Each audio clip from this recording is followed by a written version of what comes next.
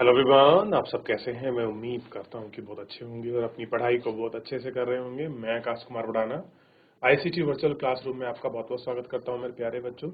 जैसा आपको पता है मेरे प्यारे बच्चों, बेसिकली हमारी आपका 8th क्लास है और 8th क्लास के अंतर्गत मेरे प्यारे बच्चों हम लोग आपका चैप्टर नंबर 10 को देखेंगे। और इस बुक का अंतिम चैप्टर है, हमारी बुक है हमारे अतीत थर्ड को हम लोग देख रहे हैं और इसका अंतिम चैप्टर है चैप्टर नंबर 10। क्लियर है। और इसमें क्या है, स्वतंत्रता के बाद हम क्या देख रहे हैं, स्वतंत्रता यानी कि जब 1947 के बाद देश आजाद हुआ 15 अगस्त 1947 को और 26 जनवरी 1950 को हम हमारा आपका संविधान लागू हुआ। इस दिन हम लागू हुआ, इस दिन क्या हुए, हम आजाद हुए। क्लियर है। अब हम इस दिन के बाद की जो भी घटनाएं हैं उनको हम पढ़ेंगे। 15 अगस्त 1947 के बाद की जो घटनाएं हैं उनको हम देखने जा रहे हैं। तो सबसे पहले एक नया खंडित राष्ट्र। खंडित का मतलब क्या हुआ, यानी कि अब दो देश बने। भारत का पार्टीशन हुआ, एक बना पाकिस्तान, ठीक, और ये हो गया वेस्ट पाकिस्तान, एक हुआ ईस्ट पाक। इसको हम आपका बांग्लादेश कहते हैं। ये 1971 और 2 में पाकिस्तान से अलग होकर बांग्लादेश बना और ये बना आपका अब प्रॉपर पाकिस्तान। तो उस समय दो पार्ट हुए थे, पश्चिमी पाकिस्तान, पूर्वी पाकिस्तान, ये बीच में भारत था। क्लियर है। भारत के अब खंडित हो चुका है, टूट चुका है। और 1935 में अंग्रेजों ने अलग किया था म्यांमार को। उस टाइम म्यांमार को हम बोलते थे बर्मा। बर्मा क्या था, उस समय भारत से ही अलग हुआ था। क्लियर है, ये आपको पता होना चाहिए। जो बर्मा है उस समय वो भारत से अलग हुआ था। तो ध्यान रहेगा 15 अगस्त 1947 में जब भारत आजाद हुआ तो उसके सामने कई बड़ी चुनौती थी।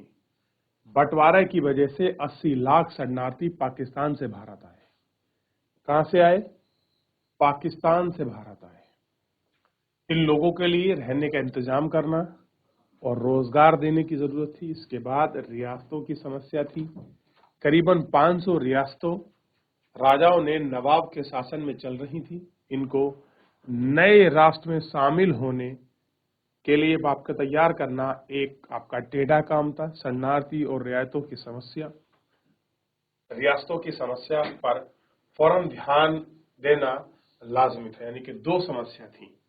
पहला, जो आपके शरणार्थी बनकर आए हैं, अब कुछ लोग भारत से पाकिस्तान गए, कुछ पाकिस्तान से भारत गए, शरणार्थी। और दूसरा थी जो हमारी रियासतें थीं, इनमें राजा या नवाब शासन कर रहे थे। ये लगभग 500 और ये लगभग 80 लाख। इतने लोगों को मैनेज करना एक अपने आप में टफ था। हमारे सामने सबसे बड़ी दो चुनौती हमारे सामने खड़ी हुई कि कैसे हम 500 रियासतों को एक साथ करें और कैसे हम अपना इन जो लोग आए हैं इनको हम कैसे जगह दें। लंबे दौर में नवजात राष्ट्र, नवजात मतलब नया बना हुआ बच्चे की तरह राष्ट्र था, राजनीतिक स्वतंत्रता की विकसित करना था। यह लोग की आशंकाओं और उन पे सबसे अच्छे रूप में व्यक्त किया। ठीक देखा, और लोगों ने कुछ आशंकाएं थी, लेकिन लंबे दौर में जैसे राजनीति विकसित हुई, बहुत सारी आशाएं, बहुत सारी चीजें, बहुत सारी कल्पनाएं, वो सब इसमें पनपी और पनपने के साथ लोगों ने वो उम्मीद जताई और वो चीजें सफल भी रही। मेरे प्यारे बच्चों, क्लियर हुआ। आगे देखिए, सबसे पहले ये उस जमाने का टाइम, इलाहाबाद में महात्मा गांधी की हस्तियों का विसर्जन। आप जानते हैं जब महात्मा गांधी को गोली लगी, जब उनकी मृत्यु हुई तो उनकी अस्थियों को बहाने के लिए गए इलाहाबाद में। तो आप भीड़ देख सकते हैं। क्या कहा गया है, इलाहाबाद में महात्मा गांधी अस्थियों का विसर्जन फरवरी 1948। स्वतंत्रता को 6 महीने भी नहीं हुए थे कि सारा राष्ट्र गहरे शोक में पड़ गया। 30 जनवरी 1948 को कट्टर विचार वाले नाथूराम गोडसे ने महात्मा गांधी की हत्या कर दी। वह गांधी के इस दृढ़ विश्वास से मत रखता था कि हिंदू और मुसलमानों को सद्भाव बताने वाले इकट्ठा करने चाहिए। उसी शाम को हक्के बक्के राष्ट्र में आकाशवाणी पर जवाहरलाल नेहरू ने भावुक भाषण सुना। दोस्तों, साथियों, हमारी जिंदगी की रोशनी बुझ गई है, चारों तरफ अंधेरा हो गया है, हमारे प्रिय नेता राष्ट्रपिता अब नहीं रहे। ये आकाशवाणी के कार्यक्रम में पंडित जवाहरलाल नेहरू ने संबोधन करते हुए देश को कहा। क्लियर है? तो आप इसको देख सकते हैं कि अब हम किन समस्याओं को लेकर चर्चा करेंगे। तो क्या समस्या है? 500 रियासतें प्लस 80 लाख शरणार्थी को मैनेज करना और उस समय संविधान को लागू कराना। ये भी एक अपने आप में बड़ा सिस्टम था कि भाई संवैधानिक जो व्यवस्था है वो लागू हो, क्योंकि अभी तो अंग्रेज थे, अब लोग उसको कैसे लागू करें मानेंगे, ये अपने आप में एक रियासती केस था, एक अपने आप में टफ टास्क बना हुआ।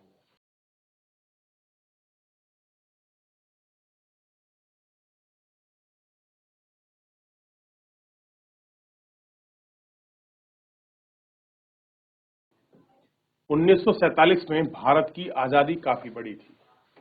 करीबन 34.5 करोड़ आबादी के आसपास बटी हुई थी। इसमें ऊंची जाति और नीची जाति के बहुदल समुदाय और अन्य धर्मों को मानने वाले भारतीय थे। कैसे थे? बहुदय समुदाय और अन्य धर्मों को मानने वाले नेता थे। इस विशाल देश के लोग तरह तरह के भाषण बोलते थे। पहनावों में सिर्फ भारी फर्क था। उन्हें खान पान और काम धंधों में भारी विविधता थी। इतनी विविधता वाले एक राष्ट्र एक राज्य के रूप में कैसे संगठित हो सकता है? एकता की समस्या के साथ ही विकास भी एक बड़ी समस्या, स्वतंत्रता की समस्या समय भारत की एक विशाल जनसंख्या गांव में रहती थी। कैसी थी? भारत की एक विशाल संख्या गांव में रहती थी। आजीविका के लिए किसान, काश्तकार बारिश पर निर्भर थे। यह स्थिति अर्थव्यवस्था के दौरान गैर कृषि कार्यों तक थी। फसल चौपट हो गई थी। नाई, बढ़ई, बुनकर और अन्य कारीगरों ने आमदनी पर संकट पैदा किया। शहरों में फैक्ट्री मजदूर झुग्गी बस्ती रहते थे, जहां शिक्षा व्यवस्था और स्वास्थ्य सुविधाओं के लिए खास व्यवस्था नहीं थी। इस विश्व आबादी में गरीब के चंगुल से निकलने के लिए न केवल खेती के लिए उपज बढ़ाना जरूर था, बल्कि नए उद्योग और निर्माण करना भी था, जहां लोगों को आपका क्या है, रोजगार मिल सके। ऐसा हो सके लोगों को रोजगार मिल सके। ये सारी चीजों को देखना करना एक अपने आप में टफ था। सोच के देखिए, जहां लोग कास्ट में बटे हों, धर्म के आधार पर नरसंहार हुआ हो, 80 लाख लोग बेघर हो गए हों, भारत ने पार्टीशन का दर्द झेला जो अंग्रेजों के दर्द से कहीं ज्यादा बड़ा था। क्लियर है? जिसको हम देख रहे हैं।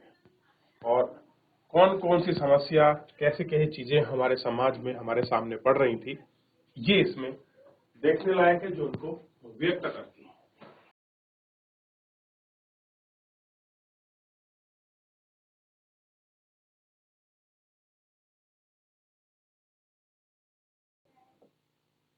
एकता और विकास की प्रक्रियाओं को साथ साथ चलना था, मगर भारत के विविध तबकों के बीच मौजूदा मतभेद को दूर न किया जा सका, तो उसे हिंसा और बहु खतरा टकराव के रूप में ले सकते थे।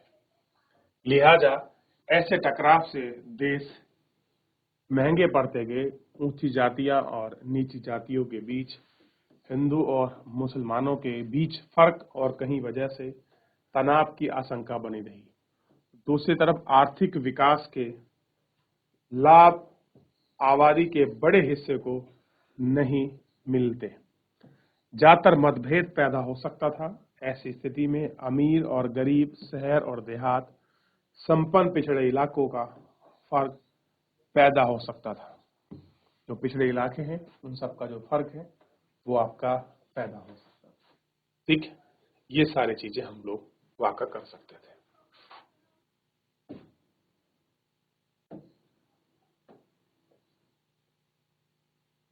नए संविधान की रचना दिसंबर 1946 से नवंबर 1949 के बीच करीबन 300 भारतीयों ने देश के राजनीतिक भविष्य के बारे में एक लंबा विचार विमर्श किया।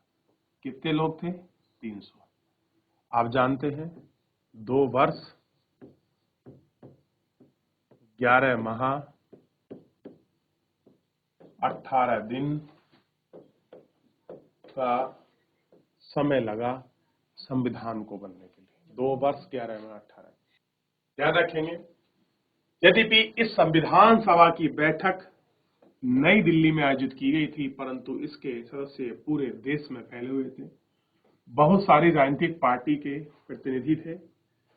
चर्चाओं के फलस्वरूप भारत को संविधान लिखा और 26 जनवरी 1950 को लागू किया। संविधान की एक खासियत थी कि उसमें सार्वभौमिक वयस्क मताधिकार का प्रावधान रखा गया। कितना? सार्वभौमिक वयस्क मताधिकार, यानी कि जिनकी आयु 21 साल से उम्र से ज्यादा है वे सभी भारतीय, प्रांतीय और राष्ट्रीय चुनाव में वोट देने का अधिकार है। उस समय कितना रखा गया? 21 वर्ष। वर्तमान में कितना है आपको पता होना चाहिए। 18 वर्ष की अगर आयु आपकी कंप्लीट हो जाएगी तो क्या है? आपको वोट देने का अधिकार है। वोट देने का अधिकार है। क्लियर हो गया? यह क्रांतिकारी कदम था। इससे पहले सभी भारतीयों को खुद अपने नेता का अधिकार नहीं मिला। ब्रिटेन, अमेरिका जैसे अन्य देशों में जनता को आखिरी टुकड़ों में। क्लियर है? और सार्वभौमिक वयस्क मताधिकार सभी नागरिकों को यह अधिकार आपका सुनिश्चित करने का मौका देता है। क्या देता है? सभी अधिकारों को सुनिश्चित करने।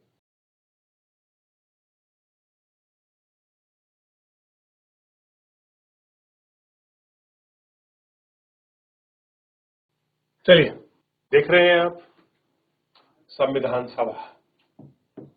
ये है संविधान सभा और कहाँ हो रही है? नई दिल्ली का जो सेंट्रल हॉल है पार्लियामेंट का, वहां पर ये सभा हो रही है।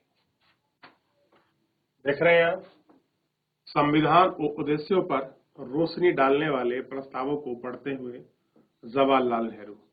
किन पर हमको रोशनी डालनी है, किन को हमको ध्यान रखना है, उन सब पर आपका ध्यान रख रहे हैं। सबसे पहले संपन्न पुरुषों को वोट देने का अधिकार मिला। कह रहे जो आपके संपन्न पुरुष हैं उनको वोट देने का अधिकार मिला। इसके बाद शिक्षित पुरुषों को भी मताधिकार दिया गया। पुरुषों को काफी संघर्ष के बाद अधिकार मिला। महिलाओं को सबसे अंत में मताधिकार रखा गया। लंबे रुझान संघर्ष के बाद विपरीत भारत में आजादी के कुछ ही समय बाद ही फैसला लिया गया। देश में स्त्री और पुरुषों को अधिकार दिया गया, भले ही वो अमीर हो, गरीब, पढ़े लिखे हो या अनपढ़, वो सब लोगों को इसमें रखा गया कि चाहे आप अनपढ़ हो, पढ़े लिखे हो, अमीर हो, ये सब इसमें देखा गया।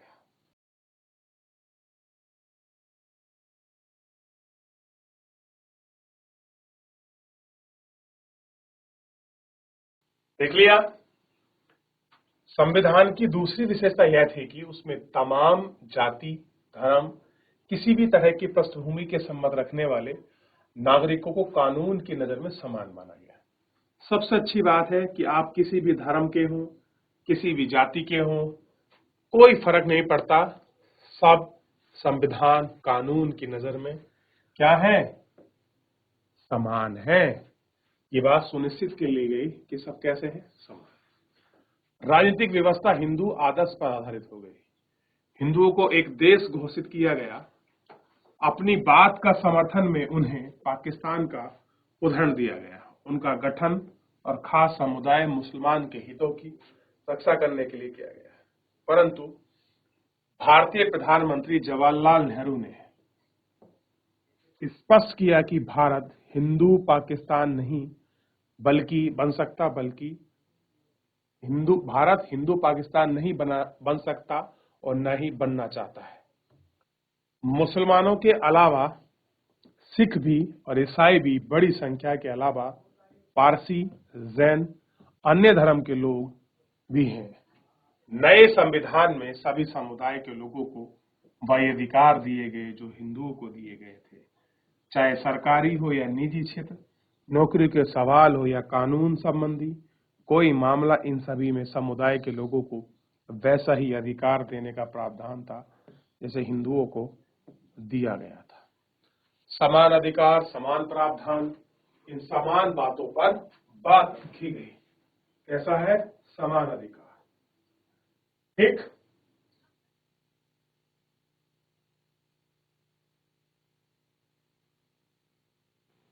आगे बढ़े तो इस तरीके से हमने संविधान की चीजों की जुड़ी बहुत सारी बुनियादी चीजों को हमने समझने का प्रयास किया। सार्वभौमिक का मतलब समझिए, सभी वयस्क नागरिकों को मत देने का अधिकार। बस उस जमाने में आयु क्या थी? 21 वर्ष। वर्तमान में जो है, वर्तमान में प्रावधान है कि क्या हो, 18 वर्ष की आयु पूर्ण कर चुका हो। क्लियर है? ये हमको ध्यान रखना। 18 वर्ष की आयु पूर्ण कर चुका हो।